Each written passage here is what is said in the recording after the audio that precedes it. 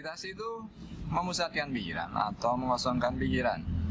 Kemarin saya mendapat pertanyaan tentang hal ini.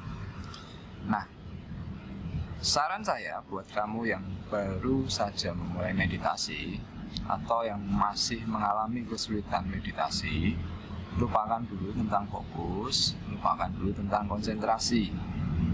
Nah, di video ini saya akan mengupas lebih dalam tentang kosong itu tadi. Karena nanti kalian akan menemukan hubungan antara kosong, pencapaian kosong dengan konsentrasi.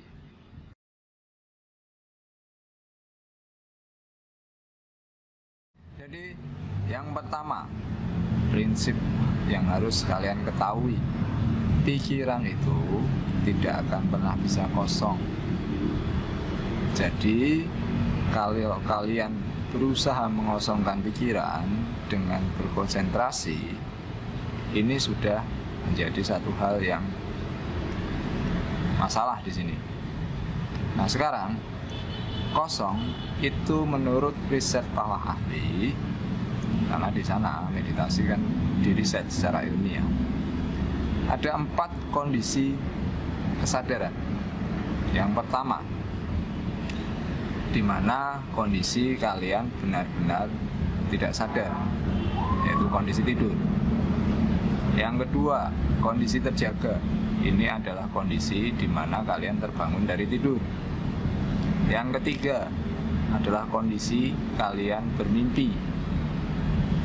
Jadi sadar tapi tidak ada hubungannya dengan aktivitas tubuh dan pikiran. Nah, kosong itu adalah kondisi yang keempat. Kondisi di mana bisa dikatakan batasan antara tidur, terjaga, dan bermimpi. Nah, sekarang kosong itu sendiri adalah titik awal sebetulnya. Titik awal di mana kalian dikatakan mulai bermeditasi. Kosong bisa dikatakan adalah titik keseimbangan. Kenapa saya bilang keseimbangan? Sekarang gini, bicara tentang kosong sama dengan analogi angka 0. Angka 0 dikatakan sebagai sebuah bilangan. Di sisi yang lain, berapa nilainya? Nilainya tidak ada. Jadi 0 ini mempunyai karakteristik dualitas. Ada, tapi tidak ada. Kosong yang dimaksud dengan kondisi kesadaran keempat, itu tadi seperti itu. Antara ada dan tidak ada, antara terjaga dan tertidur. Jadi ingat ya kata kuncinya, di antara. Nah, gambaran kosong itu seperti apa? Jadi orang salah mempersepsikan tentang kekosongan dalam meditasi. Seperti yang tadi saya katakan pertama kali, bahwa tidak mungkin pikiran itu kosong. Gambarannya seperti ini. Kalau kalian berdiri di tengah, kemudian ada orang mendorong dari sisi kiri dan orang mendorong dari sisi kanan. Ketika kuat dari sisi kanan, kalian terdorong ke kiri.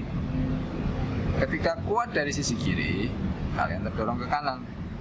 Kamu yang di tengah-tengah bisa merasakan dorongan dari masing-masing sisi.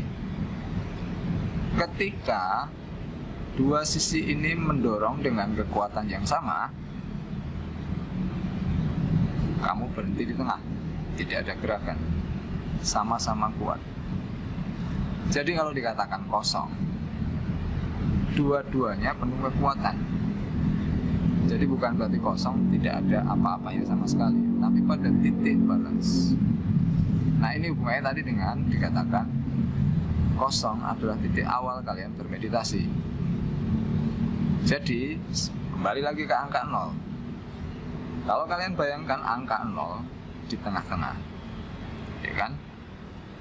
Di sebelah kiri katakanlah ada bilangan negatif, di sebelah kanan ada bilangan positif. Ketika penjumlahan antara bilangan negatif dengan positif, negatif 1 dengan 1 hasilnya 0, seimbang. Meditasi gambarannya seperti itu. Jadi dikatakan 0 sebetulnya kalau tadi menurut riset adalah kondisi keempat. Sebenarnya bukanlah kondisi. Karena apa? nol sendiri itu sudah dalam maksudnya di luar kondisi ruang dan waktu, makanya tidak bisa dijelaskan. Tapi ini disepakati, fenomenanya bisa dirasakan, dan ini mencoba dikupas secara ilmiah. Oke. Kemudian bagaimana kita mencapai ke sana? Kembali tadi ke titik keseimbangan, titik antara.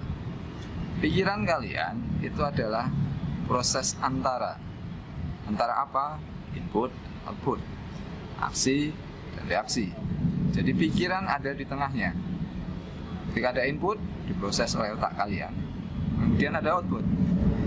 Nah, sekarang pertanyaan pertama, dari mana input itu?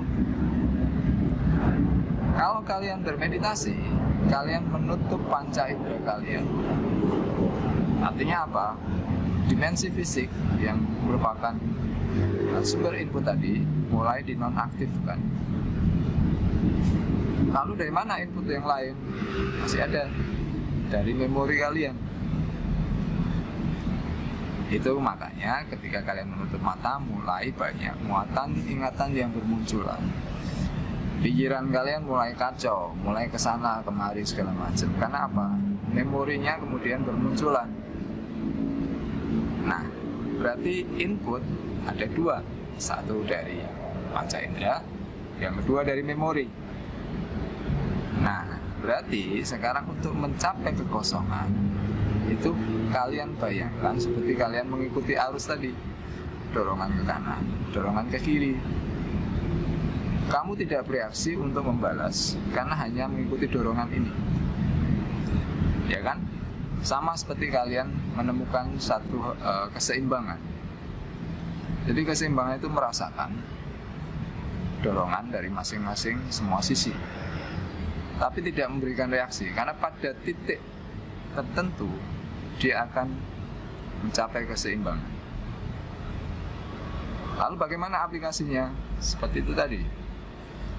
Meditasi, kalian harus pasif. Menyeimbangkan, itu pasif.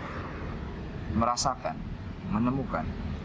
Jadi kalau pikiran kalian kacau, sebetulnya kalian tidak perlu pusing masalah hal ini. Karena ini satu proses. Proses apa? Menemukan titik antaranya itu tadi. Jadi ini bukan kalian mengusahakan untuk seimbang, tidak. Tapi kalian menerima segala sesuatu itu dan tidak merespon. Kalau kamu merespon, sama saja. Seperti didorong ke kiri, kamu beras ke kanan. Dorongan itu selamanya akan saling beraksi dan bereaksi. Jadi yang pertama, pasif. Yang kedua, amati saja. Nah, yang ketiga apa? Prinsip yang ketiga, semuanya adalah satu proses. Jadi ini adalah membiasakan diri kalian, membiasakan untuk tidak merespon segala sesuatu. Jadi kalau ini masalah kebiasaan, berarti tidak bisa secara instan. Tapi gambarannya sama seperti kalian belajar menemukan keseimbangan dalam bersepeda. Sekarang kalian bersepeda, kemudian berhenti tidak bersepeda sama sekali. 10 tahun, 15 tahun, kalian mulai bersepeda lagi. Kalian hanya butuh waktu sedikit untuk penyesuaian. Dimana untuk mencapai keseimbangan tadi. Jadi sesuatu itu kalian program melalui kebiasaan ke dalam diri kalian. Ketika nanti terbiasa dan saat tertentu kalian membutuhkan titik keseimbangan tadi, dia secara alamiah akan muncul. Nah, ini makanya kenapa tidak bisa diajarkan harus A, B, C, D, E sampai Z. Bukan. Ini masalah kebiasaan. Oke. Sekarang apa manfaatnya titik kosong itu tadi? Jadi kalau kita bermeditasi, titik kosong, titik nol itu adalah awal. Awal dari mana? Begini gambarannya.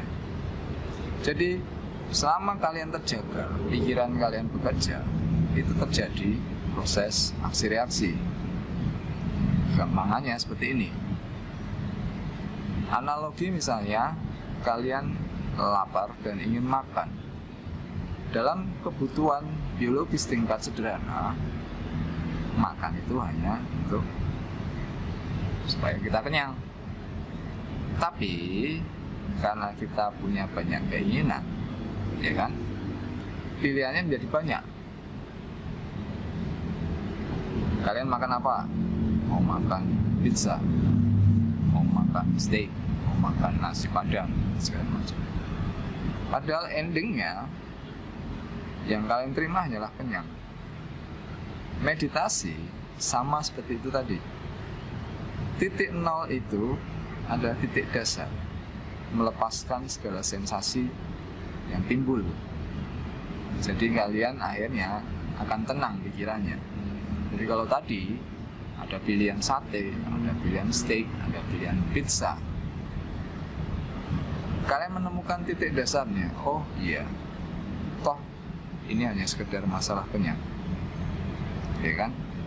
Akhirnya kalian menjadi lebih bisa mengendalikan pikiran kalian. Jadi titik nol dalam meditasi adalah awal. Ini dari kebiasaan, dan manfaat positifnya akan sangat banyak sekali. Bukan cuma tadi masalah pengendalian. Nanti kita akan bahas bagaimana kita memanfaatkan itu untuk segala hal. Banyak sekali. Ini kenapa makanya meditasi itu buat saya. Dan nanti kalau kalian tahu, kekuatannya sangat dahsyat. Jadi nanti kita akan bicara masalah law of attraction, bicara masalah metafisik, bicara segala macam. Dasarnya dari titik nol ini. Oke? Sampai di sini dulu pembahasan tentang kosong. Jadi ingat, biasakan terus bermeditasi, lupakan tentang target, lupakan tentang ukuran. Untuk mencapai keseimbangan, kalian hanya menikmati proses demi proses. Sampai ketemu di video berikutnya.